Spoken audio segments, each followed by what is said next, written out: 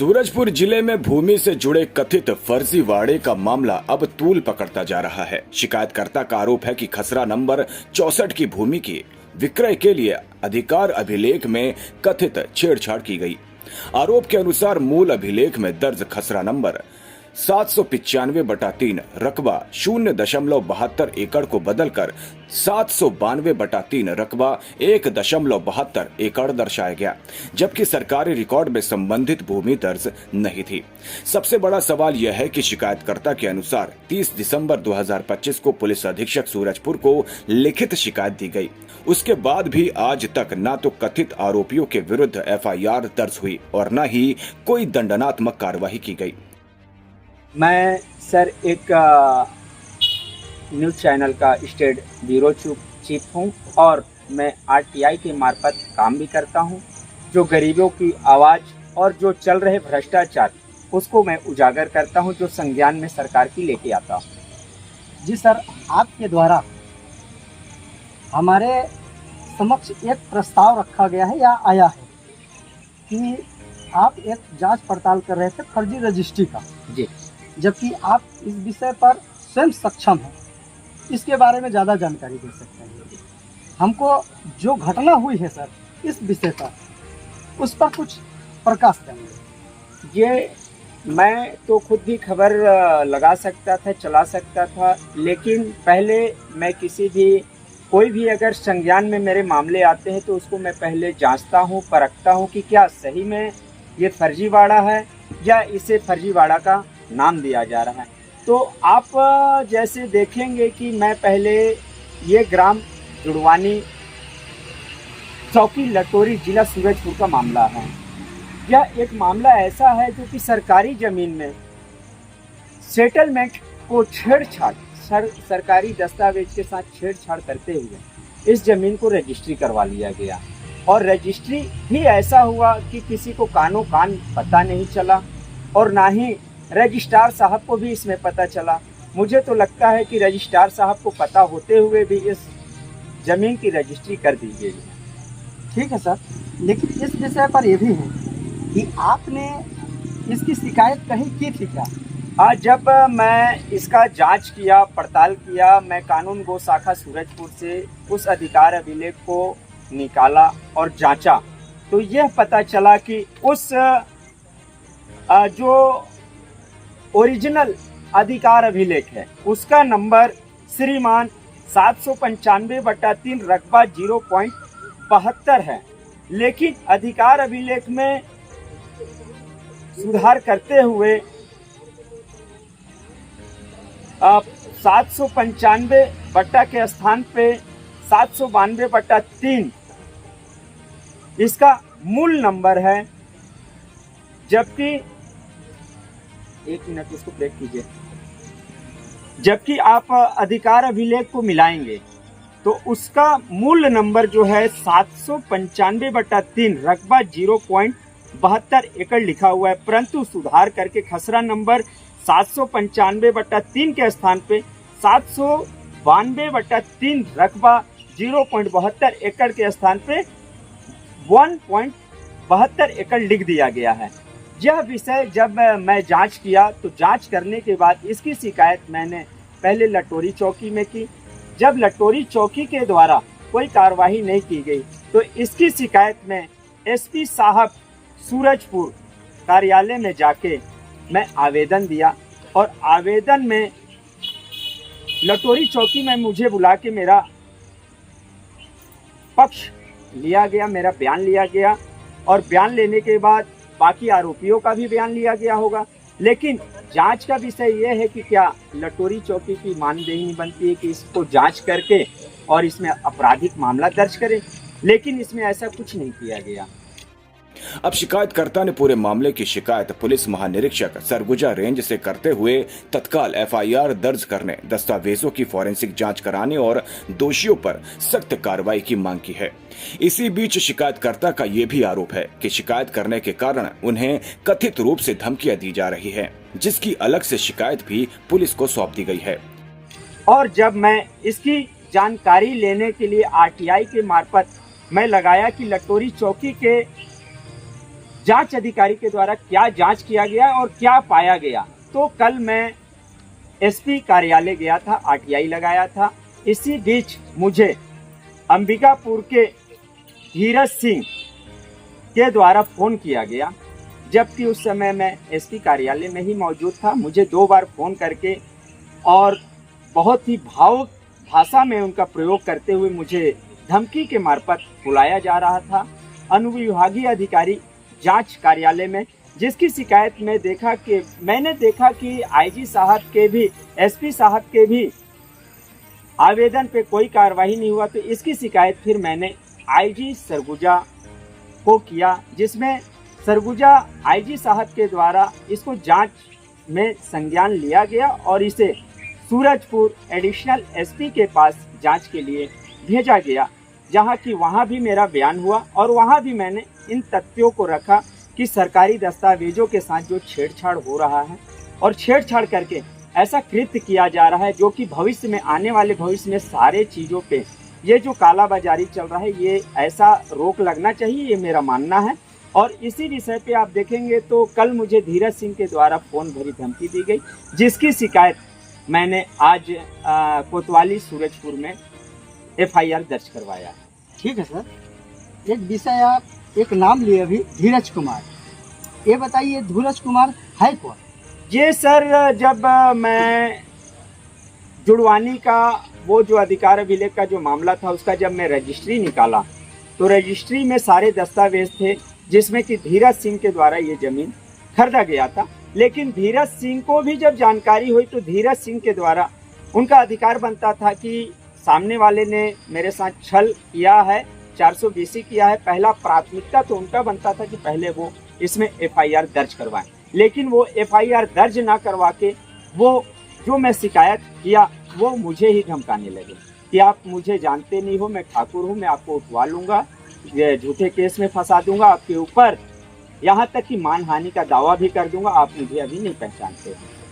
ठीक है सर, यदि वो कहता है, धमकाता है, तो उसका पोजीशन बनता है, क्योंकि वो गलत तरीके से ज़मीन को हथिया आगे रखा है, क्रय विक्रय किया है। लेकिन हमको एक बात बताइए सर, कि जब आप जांच पड़ताल किए तो क्या तहसीलदार के द्वारा ये पूछा गया या आपके द्वारा तहसीलदार को पूछा गया कि मैडम ये तो अधिकार अभिलेख में नहीं है, क्योंकि सारे दस्तावेज तो तहसील या SDM राजस्व विभाग में ही मिलते हैं, तो क्या आप उनसे कोई सवाल जवाब किया इस विषय पर? नहीं, ये देखिए, ये विषय तो तहसीलदार मैडम या पटवारी साहब का नहीं बनता है।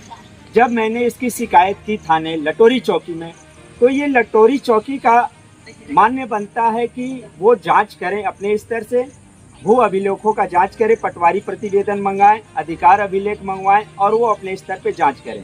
और जांच में क्या सही पाया जाता है या गलत पाया जाता है, वो उनकी दायित्व बनती है कि इस जांच पे क्या सही है क्या गलत है। यदि शिकायत में लगाए गए आरोप सही पाए जाते हैं तो मामला केवल भूमि विवाद का नहीं बल्कि शासकीय अभिलेखों में कथित छेड़छाड़, जालसाजी और धोखाधड़ी जैसे गंभीर मामला बन सकता है। अब सबकी निगाहें प्रशासन और पुलिस पर हैं कि आखिर इस मामले में जांच और कानूनी कार्रवाई कब तक होती है। सरकारी दस्तावेजों की विश्वसनीयता ही प्रशासन की नींव होती है। यदि किसी शासकीय अभिलेख में वास्तव में छेड़छाड़ हुई है तो दोषियों पर कठोर कानूनी कार्रवाई होना आवश्यक है। वहीं यदि आरोप गलत है तो निष्पक्ष जांच से सच्चाई सामने आनी चाहिए। फिलहाल इस पूरे मामले में पुलिस और प्रशासन की कार्रवाई का इंतजार है। सर, जब आपने इतना केस को आगे ले ही आया है तो आपको इस विषय पर पता होगा कि उस जमीन को बेचने वाला कौन है।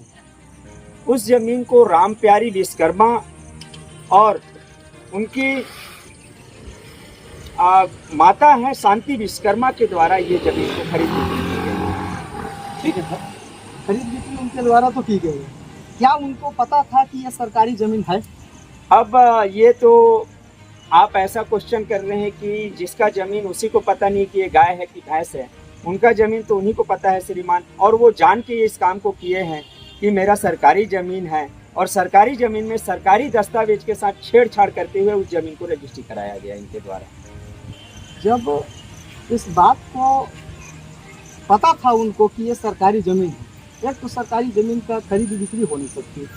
दूसरी बात है सर कि उसमें रजिस्ट्री में आमतौर पे जो अमूमन दस्तावेज लगता है वो सेटलमेंट या अधिकार अभिलेख जी या फिर रिनंबरिंग। जी। तो ये रिनंबरिंग ये लोग प्राप्त कहाँ से किए, क्या इसकी आपको जानकारी है? आप देखेंगे कि मैंने जब इसकी जांच करना शुरू किया तो सबसे पहले मैं इसका रजिस्ट्री निकाला और रजिस्ट्री में जो समस्त दस्तावेज इनके द्वारा लगाया गया है उसके बाद मैंने उसी आधार पे अधिकार अभिलेख को भी निकाला कानून गो शाखा से और उसका मैच किया तो ये मैच नहीं खाया। उसके बाद इसकी मैंने शिकायत की थी और रही बात री नंबरिंग की तो इसमें री नंबरिंग नहीं लगाया गया है, बिना री नंबरिंग की ये जमीन रजिस्ट्री की गई है। और रही बात जांच का, यह जांच का विषय था, लटोरी चौकी को इसमें जांच करते हुए इसमें FIR दर्ज करना था। ठीक है सर, मेरे को इस विषय पर इतनी जानकारी चाहिए था क्योंकि लगभग आपने बता ही दी है। धीरज आपको 6 तारीख को कॉल करते हैं, 6 तारीख को लगभग 4 बजे आपको कॉल करते हैं कि इस विषय को आप न उठाएं क्योंकि शायद कहीं ना कहीं उनका इस विषय पर गर्दन फंसा हुआ है। जी। आप क्या कहना चाहेंगे सर, क्योंकि ऐसे लोगों का मनोबल 420 करके बड़ा होता है, इसके बारे में कुछ बताइए। आप देखेंगे कि इसमें धीरज कुमार जी का एक नाम है अंबिकापुर से, जिनसे कल मेरी कम से कम 20 मिनट बात हुई है। क्या सर वो कोई पद में है क्या? वो किसी प्राइवेट कंपनी में मैनेजर के पद पे हैं, फाइनेंस कंपनी पे। उन्होंने उनके उसमें लगा हुआ है रजिस्ट्री में और उनका कहना यही था कि आप इस केस में इन्वॉल्व ना हो और आप मेरा नाम ना लें, लेकिन मैंने तो उनका नाम कहीं नहीं लिया। पहला चीज़। दूसरा चीज़ ये कि उनको मुझे फ़ोन करके नहीं धमकाना था क्योंकि जो सरकारी दस्तावेज के साथ छेड़छाड़ किया, आप जिससे ज़मीन लें आपको पहला दृष्टि उनसे बात करना था और उनके ऊपर आपको FIR करना था। लेकिन धीरज कुमार जी इसमें साफ साफ मुझे धमकी देते हुए फ़ोन पे आए कि आप इस मामले से हट जाइए और मेरा नाम कहीं ना लीजिए, नहीं तो आपको मैं 420 केस में फंसा दूंगा, आपके ऊपर मानहानि का दावा कर दूंगा और आपके साथ कोई भी घटना घट सकती है। आप मुझे नहीं जानते हैं, मैं जात का ठाकुर हूँ, अपने जवान का पक्का रहता हूँ, उनका ये कहना था। और इस पर मैंने अवगत भी आज अपने आवेदन के मार्फत से सूरजपुर कोतवाली में आवेदन देके FIR दर्ज करवाया, जिससे कि जो उनका रिकॉर्डिंग था, रिकॉर्डिंग को भी मैंने TI साहब को सुनाया। TI साहब पूरा संतुष्ट होने के बाद उसमें आवेदन को लेते हुए उसमें FIR दर्ज किए। आपका इस बात का जानकारी देते हुए ठीक है, बहुत ही गंभीर विषय था आज का, क्योंकि सरकारी दस्तावेज एक ऐसा मूल दस्तावेज है किसानों के लिए कि उसके अलावा उनके पास जीवन में उसको संजो के रखने के अलावा कुछ भी नहीं है। लेकिन यदि ऐसे सरकारी पद में होने के बावजूद या फिर सरकारी ज़मीनों का खरीदी बिक्री जब चालू हो जाए तो गंभीर सवाल तो उठते हैं। इसमें जांच का विषय है अब कि माननीय महाधीक्षक जी एवं SP साहब या फिर कोतवाली थाना इस पर क्या संज्ञान लेती है, ये सोचने वाली विषय है।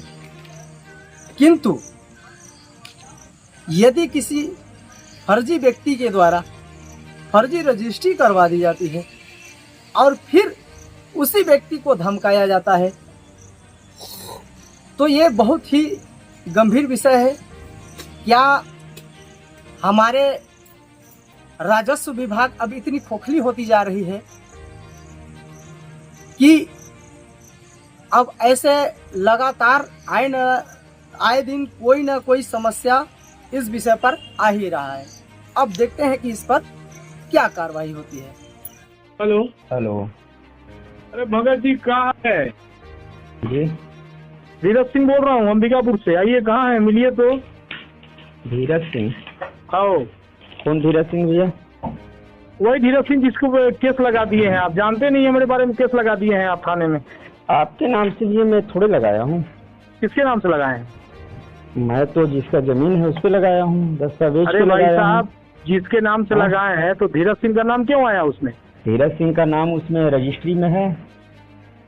तो आपको इतना चूल क्यों मची है, मेरे को समझ नहीं आ रहा है। आप मिलिए तो मेरे से, मिलिए तो एक बार। कहाँ मिलूं? आइए, सूरजपुर में हूँ, आइए, यहीं बैठा हूँ मैं इन्हीं के पास। कहाँ? आइए, यहीं हूँ, आइए। अरे कहाँ आऊँ मैं? क्या है भैया, कौन सा ऑफिस है अपना? SDPO कार्यालय में आइए। अच्छा, यहीं बैठा हूँ। अच्छा, आइए, अच्छा, आइए, आइए। जी बोल रहा हूँ, कितने आ रहे हैं? जी। कितना देर में आ रहे हैं? अरे भाई साहब, आपके हड़बड़ाने से आ जाऊँ मैं? अरे मेरे हड़बड़ाने से तो मेरा नाम क्यों यहाँ आप लिखवाते हैं, जब इतना हम- आपको लग सुनिए, रहा है? सुनिए। हाँ, बोलिए अब बोलिए। मेरी बात सुनिए। सुनाइए। आपका नाम रजिस्ट्री में है ना? हाँ।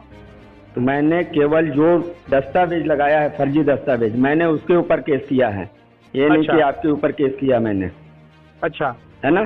दस्तावेज उसमें फर्जी लगा है ना? आप, मैं आपको इसलिए तो बोल रहा हूँ, आप इतना ज्ञानी पुरुष हैं, आपका शकल देखना चाहता हूँ, आइए ना।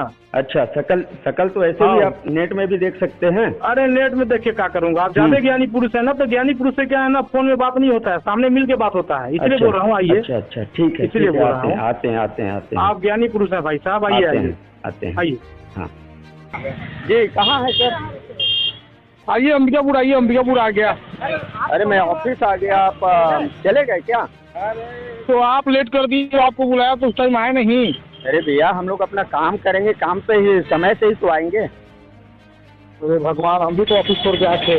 नहीं, बताइए। जी बताइए, आदेश कीजिए, आप क्या कहना चाह रहे हैं मेरे को? अरे हम आपको क्या कहना चाहते हैं, न जान न पहचान, मैं तेरा मेहमान वाला हालत हो गया है, बताइए। जी, हैं?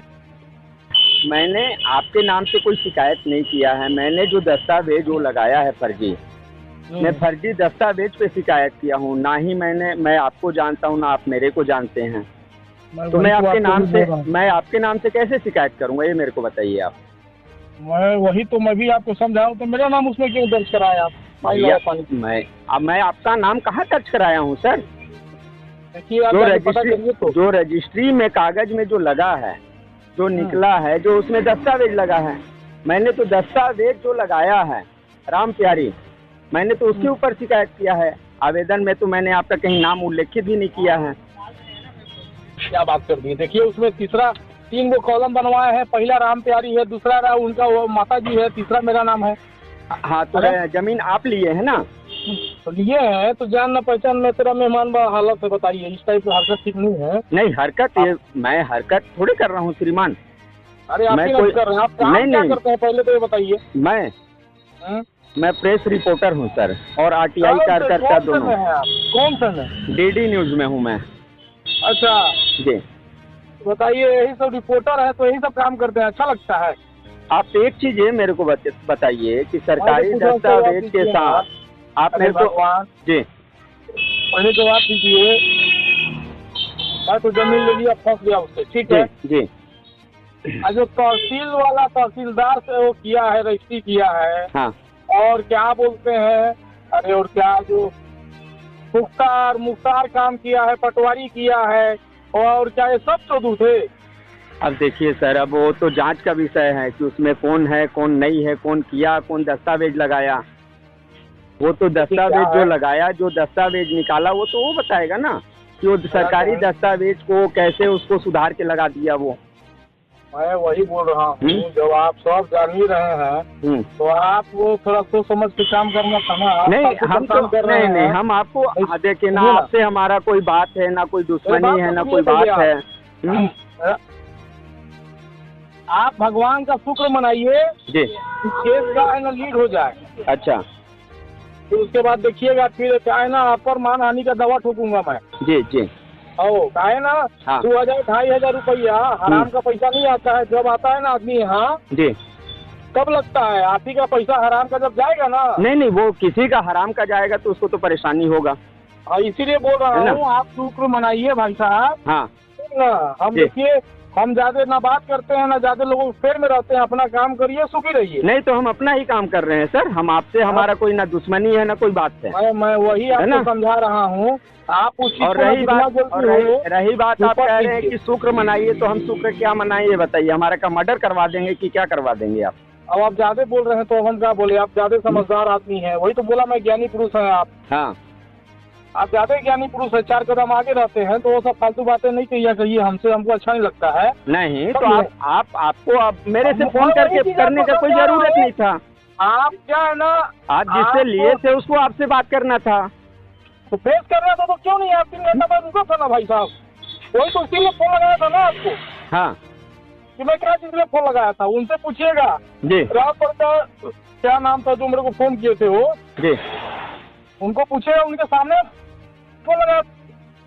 वहीं जहाँ आप शिकायत किए है ना, SDPO क्या है ऑफिस, नहीं वो तो मैं कमिश्नर में किया हूँ सर, कमिश्नर से यहाँ जांच में आया था, जांच में मुझे बुलाया गया था। मैं जी। वहीं बैठ के फोन लगाया था। हाँ। आप हमको चोर चुहार मत समझिए। अरे भैया हम आपको चोर चुहार क्यों समझेंगे, हम किसी को चोर इसलिए चुहार बोल क्यों रहे कहेंगे? हैं, अभी आप जिस लहजे में बात किए ना, जी वही बोल रहा हूँ, समझा रहा हूँ। हाँ। फोन चेंज करिए अपना। अच्छा। आपको जो निपटना है उससे निपटिए, अरे भैया हम ऐसे आपसे मामला को रफा दफा करवाइए। भैया वो हमारा कोई मामला थोड़े है, सरकारी दस्तावेज का मामला है, वो सरकार समझेगा। जमीन किसी और का, पेट में दर्द आपको हो रहा है। अरे भैया आप ये बताइए दर्द किसको नहीं होता है? अरे वही तो बोल रहा सरकारी हूँ, दर्द दस्तावेज आपको के ज्यादा हुआ है साथ ना। जी दर्द तो आप ही को ना हुआ है। जी जी आपके दर्द हुआ है बारे ना में सर। इस गाँव में तो 10 लोग शिकायत करने वाले हैं। जी हैं? जी, आपके जी। बारे में तो मैं ऐसा ही सुना। मैं आपके कभी बात किया क्या आपसे? नहीं तो फिर नंबर क्या आपका नहीं था मेरे पास? क्या उन लोग नहीं देते मेरे को? अरे तो भैया देते, अगर कोई शिकायत होता तो आप मेरे को सीधा फोन कर लेते हैं, मैं आपके नाम से कोई शिकायत तो नहीं किया हूँ। अरे तो मेरा नाम वो 3रा नंबर कॉलम में लिखा भैया है ना। कॉलम में है तो रजिस्ट्री में है ना भैया वो कागज, वो तो नकल जो मैं निकाला हूँ उसमें है। तो आप उसमें एक चीज कह सकते थे ना, अगर आपको इतना ही लग रहा है तकलीफ अभी, तो बोलते ना कि इन्होंने जमीन को है ना हीरा सिंह को बेचा है, उसी कॉलम में जुड़वाते। 3रा कॉलम क्यों जुड़वाया आप? हीरा जब आप समझदारे बन रहे हैं हाँ। तो मैं वही सवाल आपसे कर रहा हूँ। जी। हाँ? अब एक चीज जो है ना, हाँ बोलिए बोलिए बोलिए बोलिए। हेलो हाँ बोलिए सुन रहा हूँ, बोलिए ना। आपको सीधा राम प्यारी से बात करना था कि राम प्यारी तू इसमें क्यों मेरे को फंसा दिया तू, आपको उससे बात करना था। मेरे से आप जो बात की है मेरे से, पहले बात तो सुनिए जी। मैं राम प्यारी और कृपा जी दोनों से कंटिन्यू बात कर रहा हूँ। आप बोला कि तुम दोनों को कोर्ट में घसीटूंगा। कोर्ट तो छोड़ो, पहले तरीके से पिलवाऊंगा तुम लोगों को थाने में। मैं कोई हराम का पैसा तो दिया नहीं हूँ तुमको। बात सही है।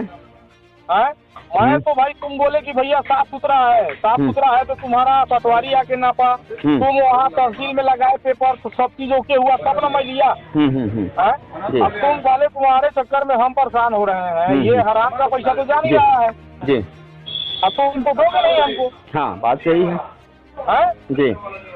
तो मैं बोला कि तुम्हारा जो भी केस किया है, जो भगत वो बताया क्या भगत करके, तो मैं कहा जब आपका वहाँ गया तो मालूम चला, तो मैं लगाया फोन। मैं कहा भाई साहब तो तुम लोग क्यों नहीं निपट रहे हो आपस में, हमको क्यों परेशान कर रहे हो? हाँ कि हम यहाँ बेवकूफ दिख रहे हैं या तो तुम ज्यादा समझदार हो। कहता है भैया ऐसा कुछ है ही नहीं है। जब ऐसा कुछ नहीं है तो तुमको क्यों परेशान कर रहा है? क्यों परेशान कर रहा है? जी। तो फिर वही सब बात है, आपको मैं बता रहा हूँ। मेरा ना 3रा कॉलम लिखवाना बंद करिए, आप वो लिखवाइए उसमें कि प्यारी जो है ना जमीन इनको बेचा है। हाँ आप जहाँ भी डाल रहे हैं ना शिकायत जी, हाँ आप मेरा नाम नहीं आना चाहिए, देख लीजिए। कहा कि हमको इतना समय रहता नहीं है, सब अपने काम में उलझे हैं। भाई आप लोग का काम है वही है, काम करते रहिए, हमको कोई तकलीफ नहीं है, समझे। लेकिन इसको उससे बैठ के आप निपट लीजिए, हम यही कहेंगे। भैया फिर केस हो जाएगा। नहीं ठीक है ना भैया, कोई दिक्कत नहीं है। मैं अगर सुनिए तो भैया मेरी बात सुन लीजिए। बोलिए। मैं अगर आपको फोन करूं, आपको बोलूं, तो आप मेरे ऊपर केस कर सकते हैं।